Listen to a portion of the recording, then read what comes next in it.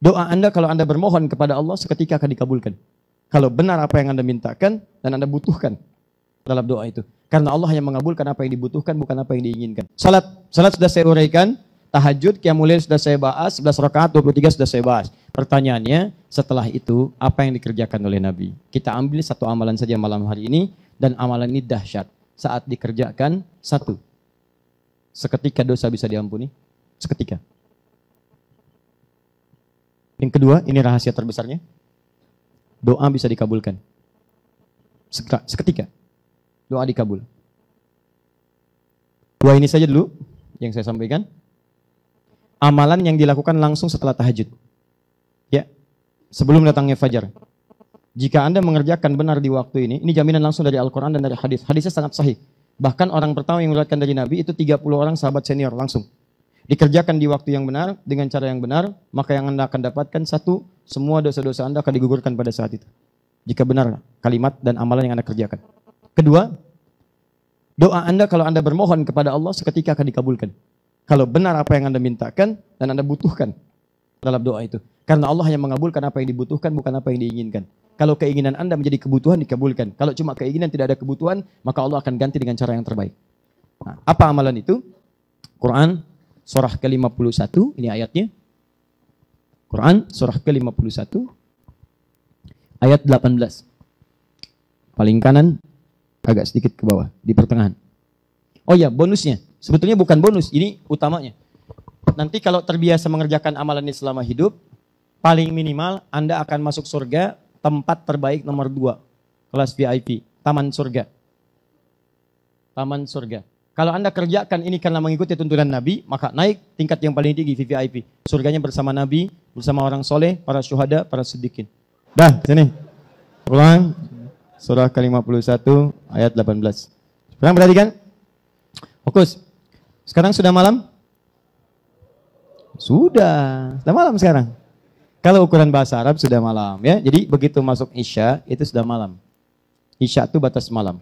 Batas malam awalnya muqaddimatul lail itu maghrib. Jadi kalau maghrib matahari terbenam itu pendahuluan malam muqaddimah lail. Kalau sudah masuk Isya dengan Isya masuk waktu itu sudah lail. Di lail itu malam. Al-lail malam. Wal laili idza yaghsha. Itu lail malam ya. Lail ini malam. Malam ini membentang dan berakhir dengan tibanya fajar. Nanti kita akan belajar kenapa disebut fajar. Karena ada 4 nama untuk waktu ini. Ada fajar, ada subuh.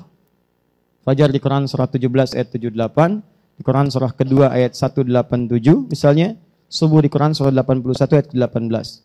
Ada lagi misalnya disebut dengan al-bard. Al-bard. Ya, di hadis riwayat Al-Bukhari nomor hadis 574. Ada lagi disebut dengan al-ghadat, ya. Al-ghadat di hadis riwayat At-Tirmidzi nomor hadis 586. Ada 4 namanya. Nah, tapi yang saya ingin katakan, kalau lail itu membentang tiba waktu fajar, berarti selesai lailnya. Kalau sudah fajar tiba, adzan berkumandang Allahu Akbar, kan?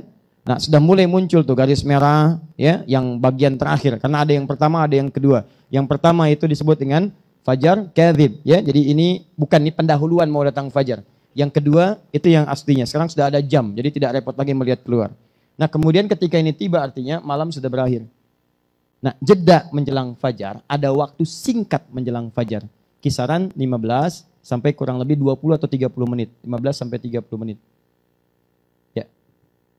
Nah, waktu ini namanya disebut dengan saharun, sin ha ra. Ini waktu-waktu yang sangat istimewa. Jarang orang nih memanfaatkan amalan ini. Saharun. Jamaknya disebut dengan asharun. Ashar. Ya.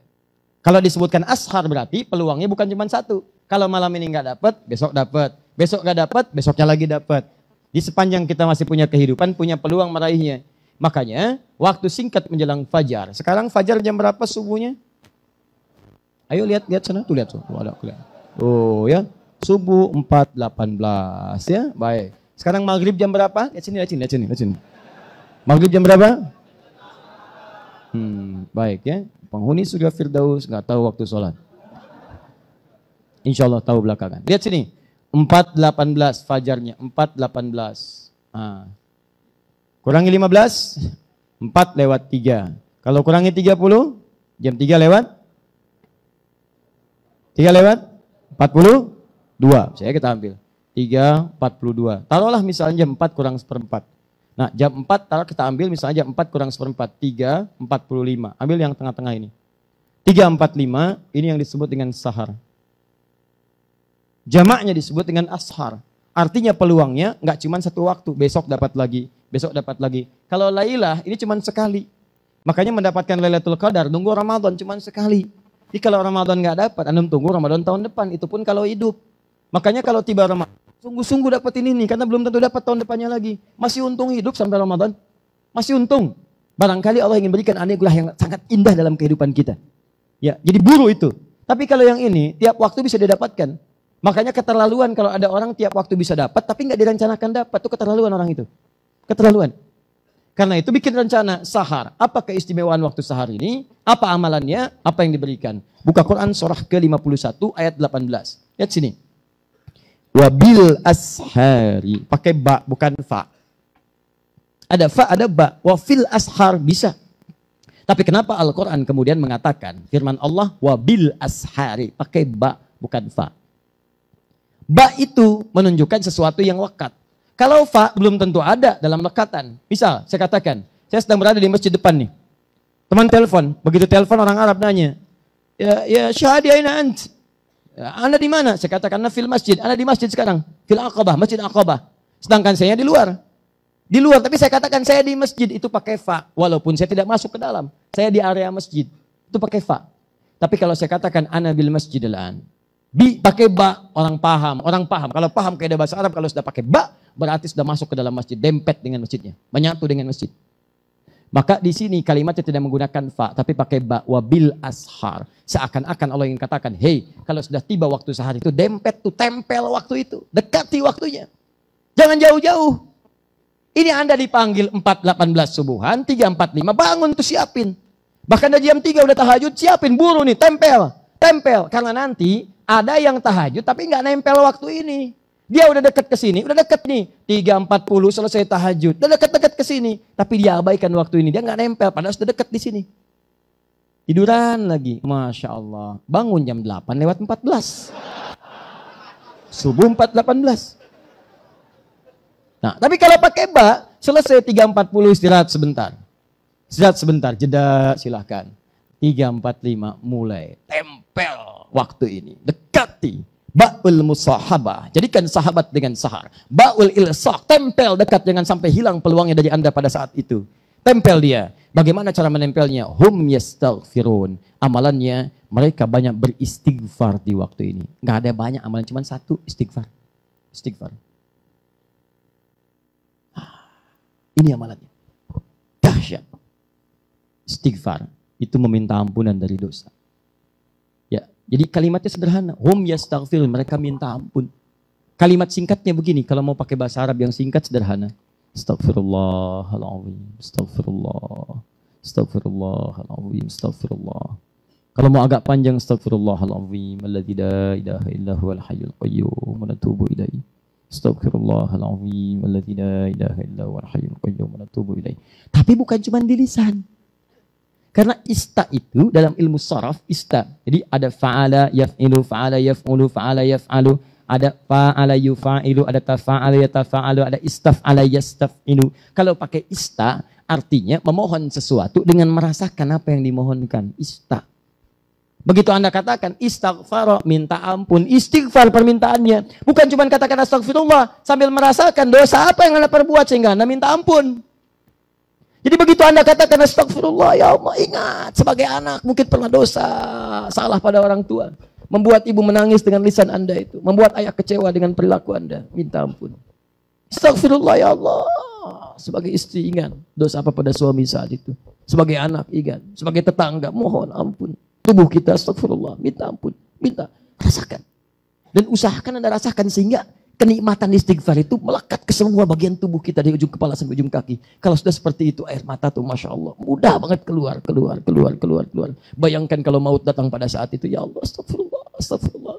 Saya wafat dalam keadaan bermaksiat. Astagfirullah ya Allah, astagfirullah, astagfirullah. Turun. Kalau belum bisa menangis besoknya coba lagi. Kalau belum bisa menangis besoknya coba lagi. Sampai hati itu terus dari mulai kering masuk sampai mengalir air mata. Kalau belum bisa menangis juga, coba tangisi diri Anda yang belum mampu menangis. Tangisi, keluar. Begitu keluar, air mata itu mengalir, maka Allahu Akbar, turun ampunan Allah. Sahar, sepertiga malam itu. Tibalah kemudian tawaran Allah Subhanahu wa taala. Ibadi, kata Allah, hambaku. Man istaghfara liya ghafartulah. Siapa yang beristighfar kepadaku sekarang, saat ini, sebelum subuh masuk, sebelum fajar tiba, beristighfar dengan benar, keluar air matanya, tobat dia, aku ampuni semua dosa-dosanya. Ghafartulah. Saya ampuni semua dosanya. Man sa'ala.